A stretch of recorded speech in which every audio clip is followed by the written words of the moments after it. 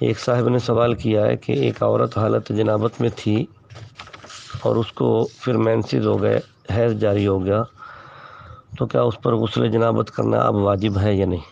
الجواب: ایسی عورت پر شرعاً غسل جنابت واجب نہیں ہے، البتہ جب حیض سے پاک ہو کر غسل کرے گی تو وہی غسل جنابت اور حیض دونوں سے پاکی کا غسل شمار ہوگا۔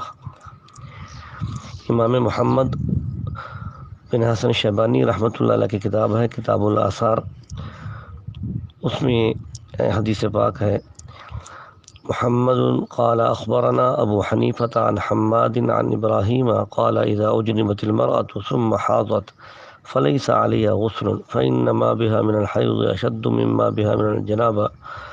قال محمد وبه نأخذ لا غسل عليها حتى تطهر من حيضها فتغتسل غسلا واحدا لهما جميعا، وهو قول أبي حنيفة۔